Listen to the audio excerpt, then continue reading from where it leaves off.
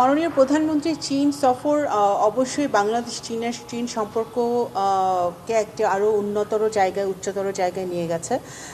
অবশ্যই চীনের সাথে বাংলাদেশের সম্পর্ক সবসময় ভালো ছিল। আমাদের অর্থনৈতিক সামাজিক উন্নয়নে তারা সবসময় একটি অত্যন্ত শক্তিশালী অংশীদার। আগামী দিনে আরও বেশি তারা বিভিন্ন বাংলাদেশের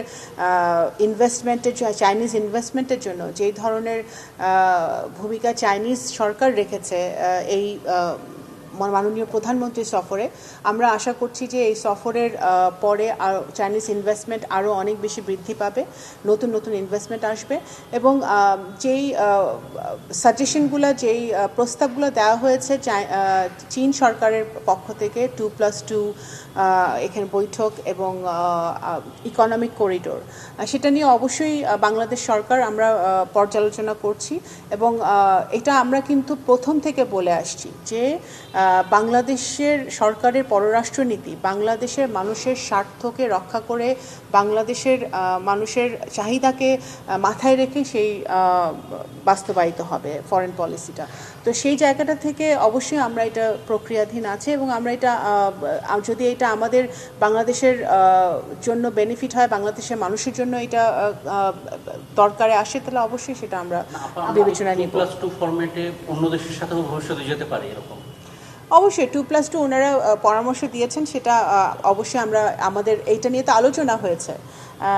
আমাদের মাননীয় প্রধানমন্ত্রীর সাথে চীনের প্রেসিডেন্টের আলোচনা হয়েছে, প্রাইম মিনিস্টারের আলোচনা হয়েছে। তো অবশ্যই এটা আমরা বিবেচনায় নিয়েছি এবং এটা আমরা বিবেচনা করে দেখব, যেটা হয় অবশ্যই আমরা এটা নিয়ে আগাবো সামনে। ফিজিবিলিটি স্টাডিটা কমপ্লিটই হয় নাই, এটা ফিজিবিলিটি স্টাডি এখনও সম্পূর্ণ হয় নাই।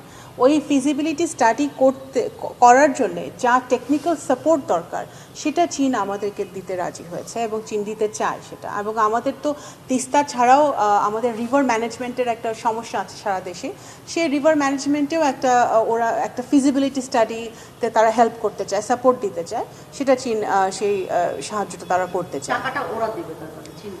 না, ফিজিবিলিটি স্টাডি যে টেকনিক্যাল সাপোর্ট যেটা দরকার সেটা তারা করতে রাজি হয়েছে, কারণ ফিজিবিলিটি স্টাডি এখনো শেষ হয়নি। ফিজিবিলিটি স্টাডিটা যে অবস্থায় তারা শুরু হয়েছিল সেই অবস্থায় আছে, এটার কোনো অগ্রগতি হয় নাই। ইন্টারিমের সময় হয় নাই, তার ইন্টারিমের আগেও হয় নাই। আমরা তো 4 মাস হলো আসলাম, এখন একটা সফর হলো, সেই সফরের পরে এই ফিজিবিলিটি স্টাডিটা আগে যেখানে থেমেছিল সেখান থেকে কন্টিনিউ করবে। From Bangladesh point of view আমাদের সব দেশের সাথে সম্পর্ক ইউনিক। চায়নার সাথে সম্পর্ক থাকবে, সকল দেশের সাথে সম্পর্ক থাকবে এবং এটা আমার মনে করি না এক দেশের সাথে সম্পর্ক ভালো হলেই আরেক দেশের সাথে সম্পর্ক খারাপ হবে। আমাদের লক্ষ্যটা হচ্ছে যে সব দেশের সাথে ভালো সম্পর্ক রেখে আমাদের দেশের স্বার্থটা আমাদের হাসিল করা, এটাই আমাদের লক্ষ্য। ইকোনমিক করিডোরটা এগেন ইটস আন্ডার অ্যানালাইসিস, আমরা এটা অ্যানালাইসিস করছি, আমরা দেখছি এবং যদি economic corridor is a channel, right, it's a communication channel. যে কমিউনিকেশনটা যদি আমাদের সহজ হয় তাহলে আমাদের বাণিজ্য এবং অর্থনীতিতে অনেক বেশি সম্প্রসারণ ঘটবে। তো সেটার কোনো জটিলতা আছে নাকি, কোনো সমস্যা আছে নাকি, সেটা অবশ্যই সংশ্লিষ্ট মন্ত্রণালয়, এটা অনেকগুলো মন্ত্রণালয় এটার সাথে জড়িত, সেই মন্ত্রণালয়গুলো তাদের বিশ্লেষণ করবে, করেই সেটা ফাইনাল সিদ্ধান্ত নেবে। সেটা একটা প্রপোজাল এসেছে, সেই প্রপোজালটা অবশ্যই বাংলাদেশ সরকার, সেটা আমরা সাধুবাদ জানাই, কারণ এটা বাংলাদেশের অর্থনীতি বাণিজ্যতে এটা আমি মনে করি এটা আমাদেরকে অনেক বেশি বাণিজ্য সম্প্রসারণে সাহায্য করবে। কিন্তু বাস্তবিক অর্থে এটা কতটুকু কমপ্লিকেটেড বা কমপ্লিকেশনস হবে বা হবে কি হবে না, সেটা সংশ্লিষ্ট মন্ত্রণালয় সেটা যাচাই বাছাই করে জানালে সেটা তখন আমরা জানতে পারব।